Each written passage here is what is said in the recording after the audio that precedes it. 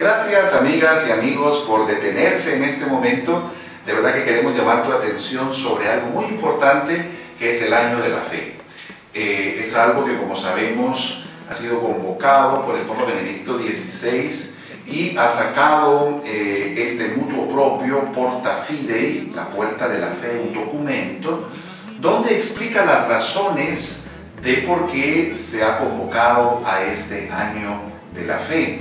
Él de hecho aquí explica que no es el primero en hacerlo, que ya lo han hecho otros papas, y menciona al siervo de Dios Pablo VI, quien también convocó el año de la fe en el año 1967. Yo quiero atreverme junto con ustedes a leer algunas partes que nos iluminan de todo este documento realmente maravilloso que el Papa ha escrito. Él dice en el numeral 2, mientras que en el pasado era posible reconocer un tejido cultural unitario, ampliamente aceptado en su referencia al contenido de la fe y a los valores inspirados por ella, hoy no parece que sea ya así en vastos sectores de la sociedad, a causa de una profunda crisis de fe que afecta a muchas personas. Entonces, él señala que hay una crisis de fe. El contenido antes estaba muy claro, antes en la sociedad era aceptado, pero hoy ya no es así. Hoy constatamos que mucha gente tiene su propia visión de Jesús, por ejemplo. ¿Cómo entiende a Jesús? ¿Cómo vive su fe en Jesús? ¿De qué manera entiende? Y uno encuentra de una manera sorprendente tan diferentes maneras de entender a Jesús, tan diferentes maneras de entender qué es la iglesia, que hoy vale la pena retomar cuáles son los elementos básicos que deberíamos todos de tener muy claro. Yo pienso a un joven aquí en Guatemala que está identificado con alguna mara, que está con los salvatruchas, con los de la mara 18, y son jóvenes que tienen un rosario, son jóvenes que tienen un tatuaje de Jesús. ¿Qué entienden ellos por Jesús? Porque a la hora de la práctica hacen daño a su prójimo, tienen elementos de violencia. O sea, ellos tienen a Jesús porque tienen estos elementos, repito, pero ¿cómo lo entienden? ¿Cómo lo viven? El Papa, en el número 4, da la razón fundamental. El año de la fe, dice él, comenzará el 11 de octubre del 2012, en el 50 aniversario de la apertura del Concilio Vaticano II, y termina en la solemnidad de Jesucristo, Rey del Universo, el 24 de noviembre del 2013. En la fecha 11 de octubre del 2012 se celebrarán también los 20 años de la publicación del Catecismo de la Iglesia Católica. Entonces, tenemos estos dos elementos, estos dos maravillosos acontecimientos del siglo pasado, el Concilio Vaticano II y el Catecismo de la Iglesia Católica.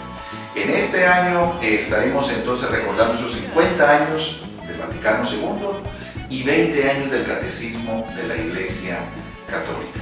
Sabemos lo que significa este concilio, vino a renovar muchas cosas en la Iglesia. El Papa Juan XXIII, beato, en un gesto profético, abre una ventana y dice que entre el viento, el Espíritu Santo, a renovar esta Iglesia. Es decir, es un gesto que el Papa tiene, con el cual se inicia verdaderamente todo un camino de renovación de la Iglesia. Sabemos que el Vaticano II es un concilio pastoral.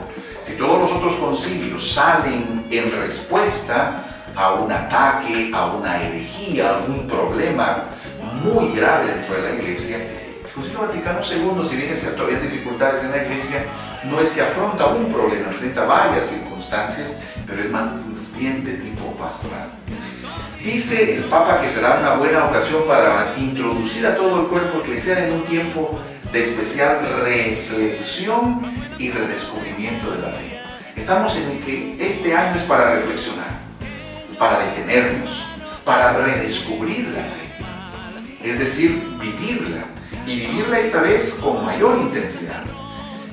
También él indica que hay que retomar de manera apropiada y leerlos el Concilio Vaticano II y el Catecismo.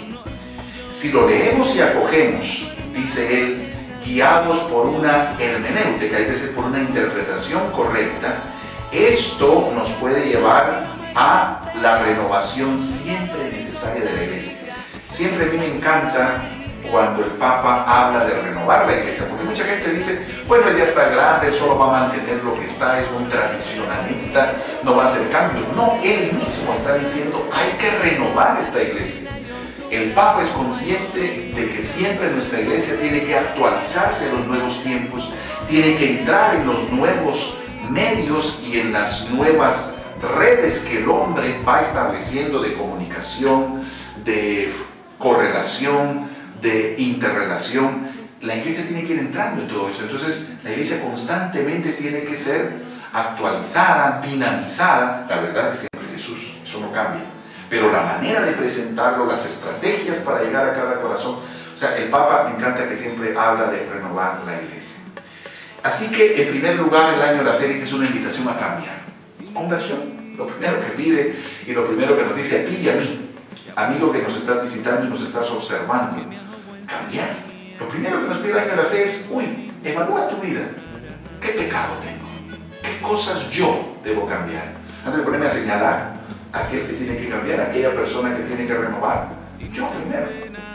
Lo hemos dicho otras veces. En la Eucaristía, cuando inicia, tenemos un acto penitencial y decimos por mi culpa, por mi culpa, por mi gran culpa, porque la iglesia, al iniciar la Eucaristía, quiere decirnos, primero revísate. Antes de ver la paja del ojo ajeno, tengo que ver la viga que aplasta el mío. Entonces yo primero, por mi culpa, por mi gran culpa. Pero hay gente que tiene siempre una actitud de ver primero el error del otro, antes que ver mi error. Y están ahí en ese momento penitencial por mi culpa, y quisieran tener en la banca a toda su familia y decir por mi culpa, pero también por mi culpa y por mi culpa. Y bueno, culpabilizar también a los demás y no detenerme a ver mi pecado. Primera cosa que dice el Papa es la conversión. También un compromiso eclesial más convencido en favor de una nueva evangelización, para redescubrir la alegría de creer y volver a encontrar el entusiasmo de comunicar la fe. En el numeral 7 él dice eso. Conversión primero y segundo, compromiso. ¿Compromiso de qué? De evangelizar, de comunicar la alegría de la fe. Es impensable que alguien que se encontró con Jesús no hable de Jesús. No puede ser. O saber que Jesús se encontró, pero el que se encuentra con el verdadero Cristo arde en deseos de comunicar a los demás. También dice que es una ocasión propicia para intensificar la celebración de la fe en la liturgia y de modo particular, obviamente, en la Eucaristía. Como dice el documento mismo de Vaticano II, la Sacrosantum Concilio número 11, donde habla de la liturgia, dice la Eucaristía es la cumbre y la fuente de toda nuestra fe. Hacia ella tiende todas nuestras actividades, pero también es la fuente para todas nuestras actividades en la fe. ¿Qué cosa? La Eucaristía. La real presencia de Jesucristo, que no da cosas, sino se da a Él mismo en cada Eucaristía. Es el milagro eucarístico que se renueva cada vez que usted y yo celebramos la Eucaristía. Así que el Papa nos dice, bueno, en el misterio de la fe hay que revitalizar nuestra vivencia de la liturgia, sobre todo de la Eucaristía. Así que también dice que este acto de fe y renovar nuestra fe no solo es personal, es comunitario. Jesús cuando llamó, no llamó a uno, llamó a 12. Jesús formó también el discipulado amplio, es decir, el grupo de los 72. Jesús invitó a formar comunidad. Y esto es algo que tendremos que enfatizar mucho en este año de la fe, porque hoy hay mucha gente que entiende su fe, yo y Dios, Dios y yo, nada más. Con Dios me llevo bien, todo lo demás me cae mal, pero con Dios me llevo bien. Yo me comunico con Dios. ¿Qué es eso de ir a misa? ¿Qué es eso de participar en las celebraciones? No. Yo y Dios. Suficiente. La iglesia está equivocada, los sacerdotes tienen pecados, toda esa gente no vale, es una farsa, por lo tanto yo y Dios. Es una manera muy fácil de vivir la fe. Es una manera muy a mi manera de entender a Dios. Y es una manera también equivocada de entender a Dios. Dios elige en el Antiguo Testamento a un pueblo. Abraham, contigo voy a iniciar un pueblo. No dijo solo Abraham, tú y yo. Dios siempre piensa en pueblo, siempre piensa en comunidad, porque cuando se habla de salvación, la salvación que Dios quiere es para todos y cada uno de sus hijos. Yo tengo que vivir mi fe en comunidad, en comunión, con todo el esfuerzo que eso significa, con todo el sacrificio, con toda la paciencia que eso significa, pero hay que vivir en comunidad. Dice, por eso la iglesia nunca ha tenido miedo de mostrar cómo entre la fe y la verdadera ciencia no puede haber conflicto alguno. Así que además de que la fe es no solamente de manera individual, sino también de manera colectiva, otro de los elementos que el Papa pide que en este año de la fe tengamos muy presente es nuestro encuentro con la ciencia y con la tecnología. Años atrás se ha querido enfrentar a la ciencia y a la fe y decir que la ciencia nos ha botado las verdades de la fe, no, nos ha logrado entender más profundamente nuestras verdades de fe. Y la Iglesia siempre ha entendido que debe de haber complementariedad entre ciencia y fe. La ciencia no responde todo. Eso hoy ya es un argumento bastante desarrollado y trabajado. La ciencia no responde todo. La ciencia tiene su campo y en ese campo puede decir y puede hablar. Y la fe tiene su campo.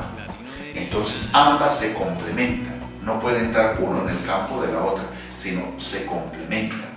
Eso es importante tenerlo claro, y la Iglesia en la Pontificia Academia de las Ciencias trata de reunir a los científicos más destacados de todo el mundo, teniéndonos en una semana de charlas, de congresos, de reflexión, de profundización y también de un encuentro con el Papa, haciéndonos ver que fe y ciencia también van de la mano.